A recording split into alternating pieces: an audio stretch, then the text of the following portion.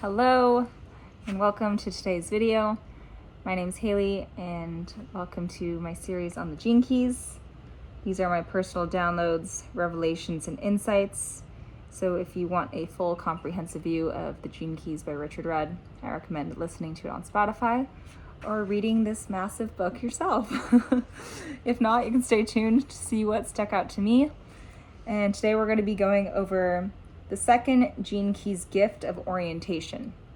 The last two videos in this second Gene Key were specifically about the shadow of dislocation. And so now we're moving from dislocation into this gift of orientation. And I'm really excited because there's some really, potent wisdom in this part. It's just, this whole book is amazing, actually. I'm just always excited to make these videos. But yeah, we're gonna hop right in. So he starts with describing what orientation is. Disorientation is equivalent to dislocation. Orientation is the coming together. And he says here, when you're in the shadow frequency, you experience disorientation. Whereas you begin to reach into the gift dimension, you become reoriented. Okay, so disoriented, reoriented. Dis means not. I'm not oriented. I'm all over the place. Reoriented means, once again, we're coming back to this place, which implies that before the disorientation, you were oriented. So, cycle of life, right? Something is whole, it dies, it gets reborn, it's whole again.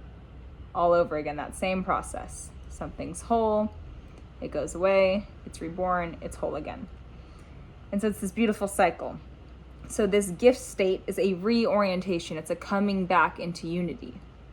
It's a coming back togetherness. From disorientation to reorientation.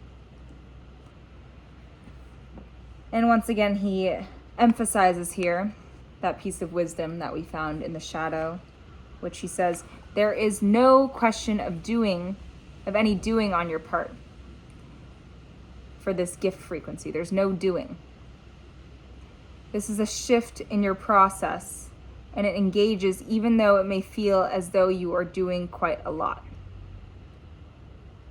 I had to read all of that once again. So, no question of any doing on your part. This shift in your process engages even though it may feel to you as though you are doing quite a lot. Okay, and then he goes on to describe how you may feel like there's lots of doing because you're doing a lot of internal work, whether it's through therapy, meditation, other curated techniques. But as an external doing goes, there's no actual doing in the 3D. There's no making calls, there's no trying to scrounge for a job or look over here or manipulate this relationship. All the doing that's going on in this gift orientation is happening in here. And it feels like you're doing a lot, right? Because if you've started working on yourself, you know how that feels. It's a lot. It's exhausting. The emotional roller coaster of working through your own trauma or things stored in the body, realizing why you have certain patterns, going to therapy, talking it out, meditating, breath work. There is a lot of internal work, and it feels like you're doing a lot, even though on an external reality, maybe you're not doing a lot. That's what he's drilling home here. So when you're entering this gift frequency of orientation, when you're reorienting, coming back into oneness, there is a lot of internal work, internal doing to be done.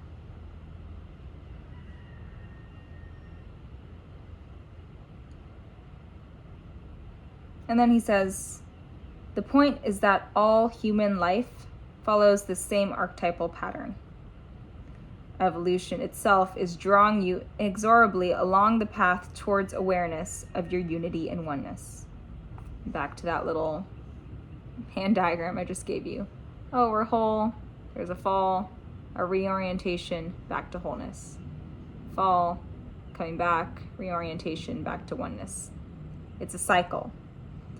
And so when you're entering into this gift frequency, when you're reorienting, you're naturally going back towards the inevitability of unity and oneness. This is just what evolution does. cycles upon cycles upon cycles so that you can spiral upward and become more of what you used to be. Realize more of who you are.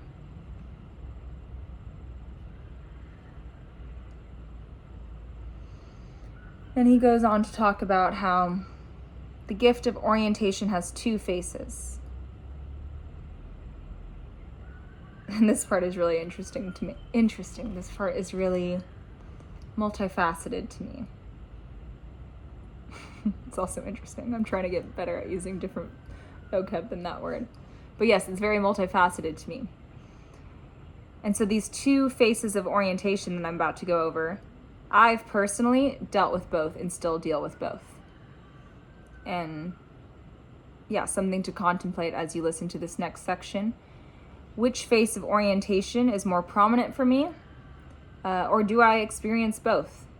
And in what degree and what areas of my life?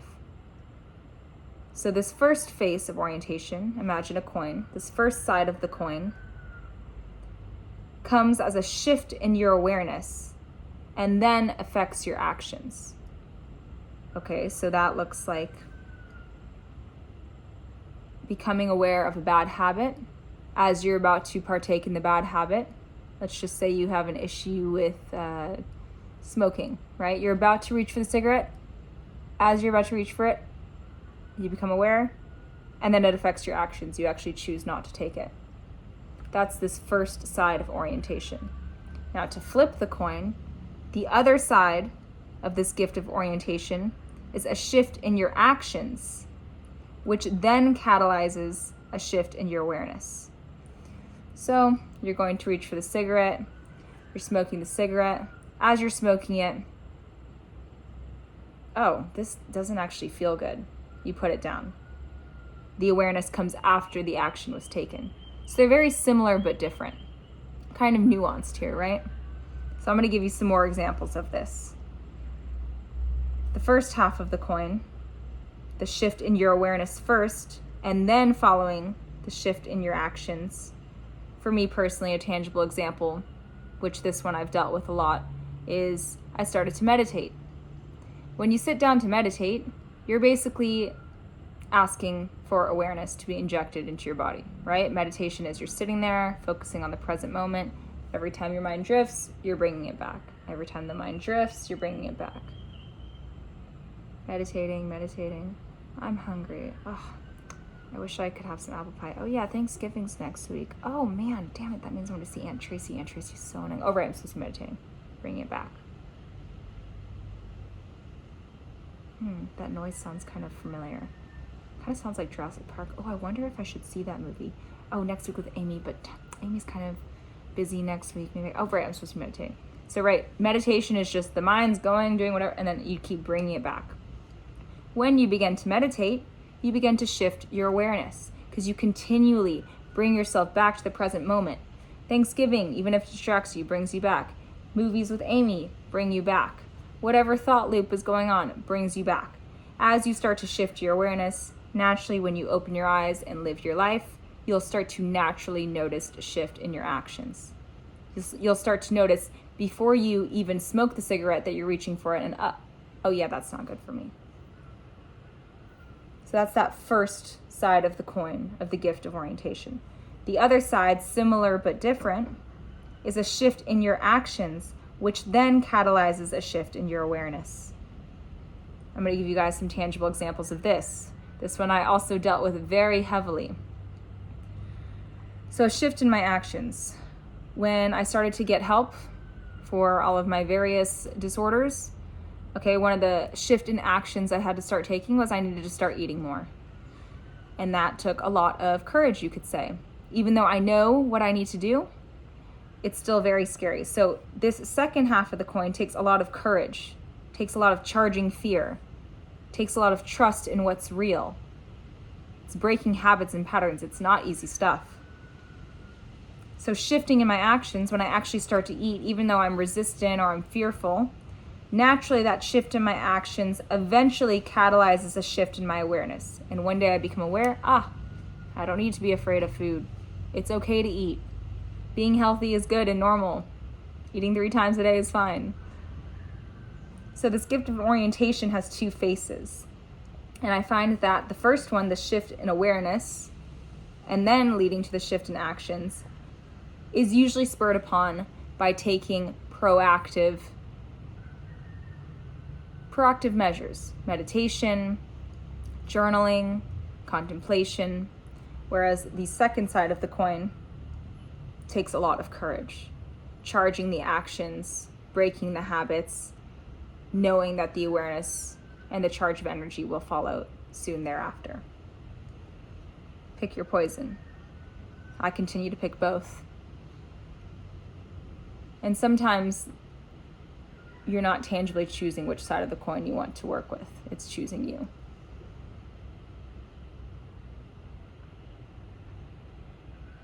Some things to think about here. What actions in your life are you currently taking that you know are detrimental to the goals and person you're trying to become? Where can you conjure up some courage and start to charge these actions? Or the opposite side, how can you begin to shift your awareness? What meditative practice or flow state resonates with you? Whether that's surfing, cooking, meditating, breath work, dancing, I don't know, yoga, I could go on. What practice could you engage in to heighten your awareness, which will therefore then affect your actions?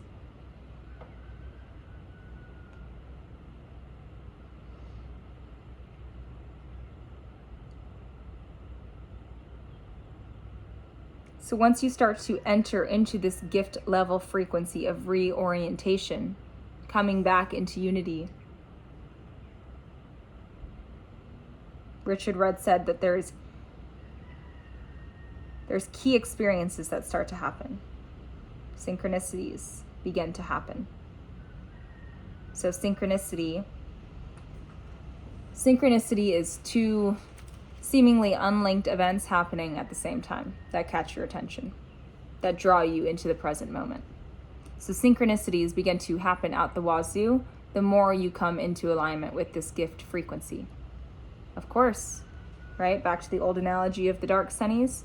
You're in the process of taking the dark sunnies off. You're starting to see reality as it is. You're starting to see opportunities as they are. You're starting to see synchronicities that were always there, that you're choosing to ignore by wearing the dark sunnies.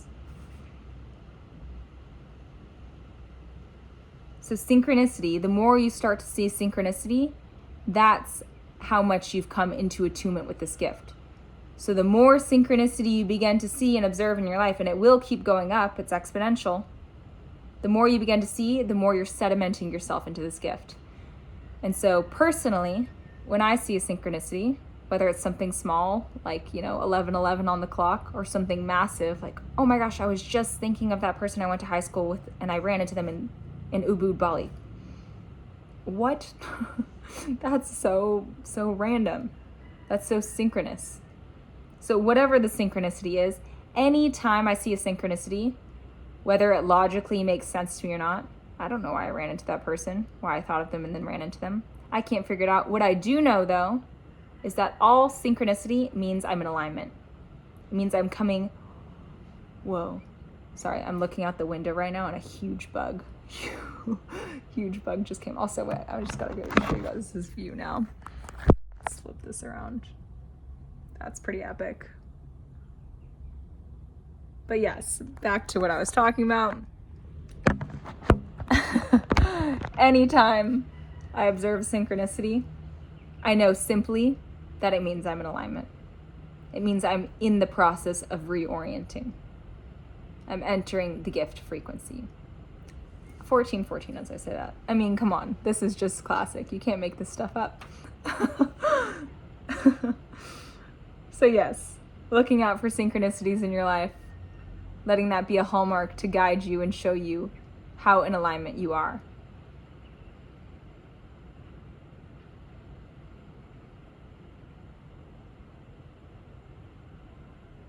And the thing about synchronicities, he says, is they can't be forcibly created.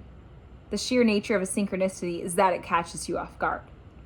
And this catching you off guard, this present moment experience, is a feminine energy, he says. It flows out of this feminine nature of the gift of the second gene key. So this reorientation is very feminine in nature. You need to be in the flow in order to experience synchronicity. And when you're in the flow, you're just naturally in the rhythm of life, experiencing things as they come. And naturally, when you start to see all this alignment, all these beautiful opportunities presenting themselves so naturalistically, I was trying to say natural and effortless at the same time. I like that word. So naturalistically to you, you begin to move out of the shadow state of dislocation. You stop feeling disoriented, right? Disorientation and orientation are mutually exclusive, meaning they cannot occur at the same time. As you're exiting dislocation, you're naturally feeling oriented. You begin to experience life in a more magical dimension. You feel more connected, more in awe, more wonder, more wow. I don't want to pee for you. And I've noticed that for sure in my own life. Especially the bigger the synchronicity, the weirder the synchronicity, the more, like, quite literally my jaw will drop sometimes. I'm just like, no way. No, yes way. This is happening. But it's like, wow. Something higher than me definitely created this, because this is just too weird. Too many things had to happen for this to come into sync, for this to come into unity. And you'll find, I'm sure, as I have found, that the bigger the synchronicity, the more connected you feel to a higher power that's orienting you in this life to have this experience.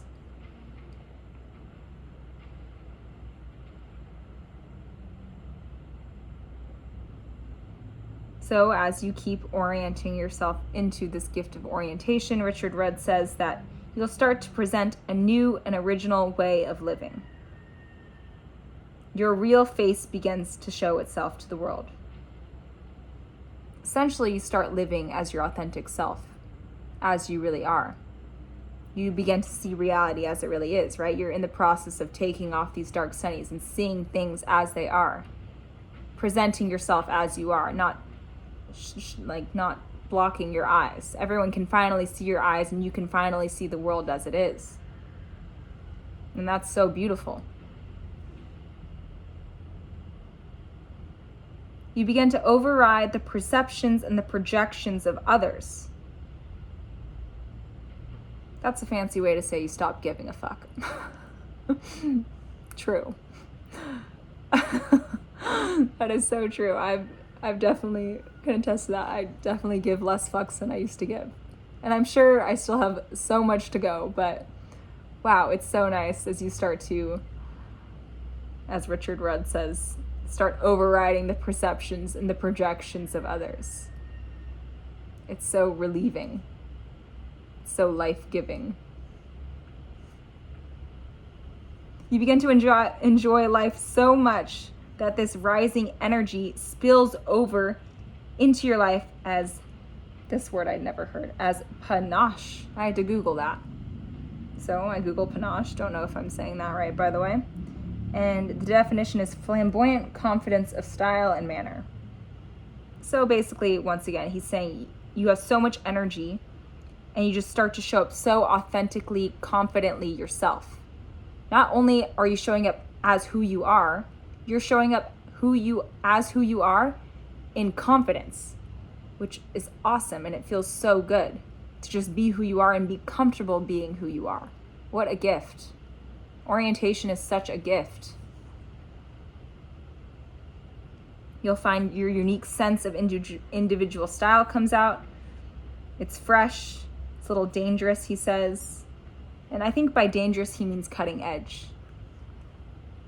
It's new and novel and completely unique because it's completely you. Cheesy as it sounds, there's only one you. And only you can do the job of authentically fulfilling you. And when you start to come into that frequency, it is alluring. It is dangerous. It is cutting edge. It is raw. It is real. It is alluring. The more you come into contact with unity, the more you also witness an enchantment of your own uniqueness, particularly through your creative process. So basically, the more you come into harmony with who you actually are, the more energy you have now, right? Because you're not using it to put on a facade or a mask and uphold an illusion. Now you have all this energy to create, and what you will create might even surprise you. I know it's definitely taken me aback. I never expected to be making music, and here I am jamming on the guitar now. That threw me for a loop, a beautiful loop. I love it. But yes, you have all this extra energy to create.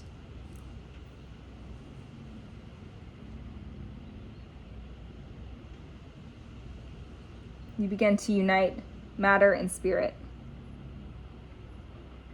That's another fancy way of saying you begin to unite the brain and the heart. Your intelligence is working for you now. And then he goes into a little rabbit hole here about the pineal gland, how it has this interesting chemical known as magnetite, which is a mineral that's linked to electromagnetic activity and cellular function. And he says that all creatures have a built-in magnetic guidance system that keep them in alignment with wider rhythms. So if you're interested in that science, he only briefly touches on this in the Gene Keys.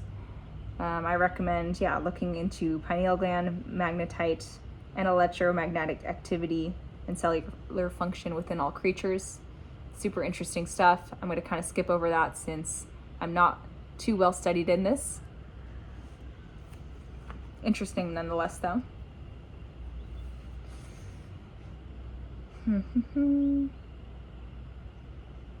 It is through this magnetism that all life is linked.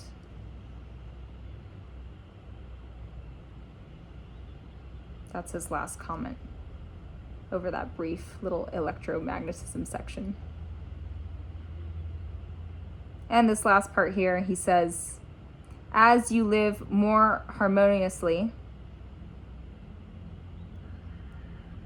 as the second gift rises, you live more harmoniously, and the electromagnetic power of your aura increases. Your aura increases. The more authentic you are, the more radiant you are. The more you affect those around you, the higher your electromagnetic field goes up. The bigger your field, the more you can affect from further away. The more you let go into this feminine yielding, right? This gift of orientation is feminine. It's a let go, it's a flow, it's a surrender. The more you come into union with orientation, he says, the more universal power flows through you. The more God essence, the more creative energy, which means the more art you can create, the more you can share, the more you can affect others around you. Maybe that aren't even in your physical sphere, right? Now we also have this beautiful gift of technology. You can affect people all the way across the world. Just being who you are. That's pretty awesome. And you become more and more fine-tuned. What does that mean? Okay, that means if I'm a fine-tuned instrument, that means the moment I even come a little bit out of tune, I notice it, right? The heightened awareness. You notice when you feel bad. You notice when you feel dislocated or disoriented. And so this gift, the more this gift comes online, the more accurately you can notice when dislocation or shadow is coming back in. That was a random knock. Did you hear that? That was the universe being like, yes, that's the stuff. That was so weird. So synchronous, I should say.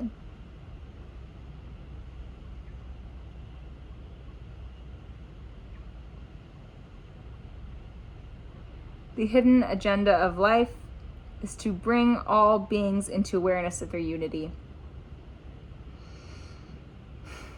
That's quite the bomb right there. The hidden agenda of life is to bring all beings into awareness of their unity. I think that speaks for itself.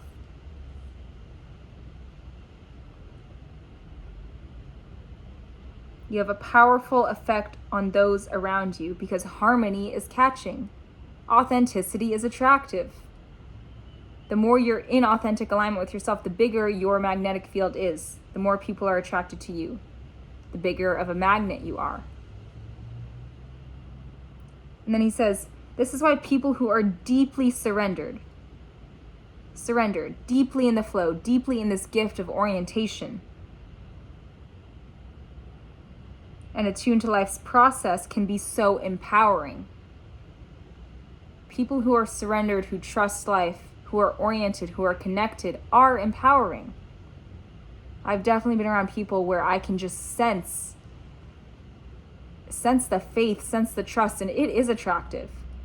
It's like, wow, I want to have that level of certainty and trust in life. It's beautiful. Because they trust fully in life, they can be fully here, present with you right now. And that is a beautiful gift to be given, presence from another person, and it is attractive.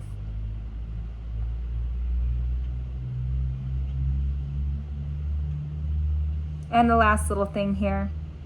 Over time, such people bring others into their own personal harmony through the magnetic power of their aura.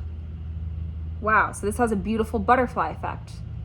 This means the more a person comes into attunement with this gift of orientation, the bigger their field grows, the more people they attract to them, the more those people are inspired to also become authentic, and then it happens all over again. Now all these people that became authentic because of the original one do the same thing. They become more unified, their aura grows, more people are attracted, those people are inspired, it just keeps repeating. So it's this beautiful butterfly effect of harmony. It's this exponential effect of unity. I told you guys this chapter was super awesome. But yes, that's where he leaves us off. Stay tuned for the next video. Going to be getting into the city of unity. Hey guys, thanks again for tuning in with me for this Gene Keys episode. I also just wanted to come on here and start promoting my one-to-one coaching that I offer to women and girls ages 16 to 35. If you followed me on Instagram for a while, you might be a little bit familiar with my story. I was a model in New York City for 5 years, and in that time frame, I did quite some damage. I developed a really severe eating disorder, body dysmorphia, chronic anxiety. Oh my gosh, I couldn't even go out to dinner without thinking about how much calories, how much I'd have to overwork out in order to compensate for what I was eating. All of those issues led to quite a depression and turned into PCOS, and I also lost my menstrual cycle for over 5 years. All of this amalgamation of issues led me to soon realize that something needed to change. I went through much work. Many people helped me to get to where I am now, and I'm so thrilled to say I'm living such a more abundant life, and I don't feel zapped and drained and fear of judgment anymore like I used to. I would love to offer what I've learned through my own embodied experience, the meditative techniques that have gravitated toward me, and the own verified games that I've made up and curated to help you walk home to more of you and who you really are, so that all of these things can stop draining your energy. You know, all the constant comparison to others and to people on Instagram, all the over-analysis about working out and what you're eating or what you look like. All of these things are not what life's about, as cheesy as it sounds. And I would love to help you come into more unity with you if you struggle with any of these things and you're a woman or girl between the ages of 16 and 35. So feel free to reach out to me if one-on-one coaching sounds resonant. You can feel free to DM me through Instagram or contact me via email, both of which will be left below in the description box. So much love and aloha to you guys, and I'll see you all in the next video.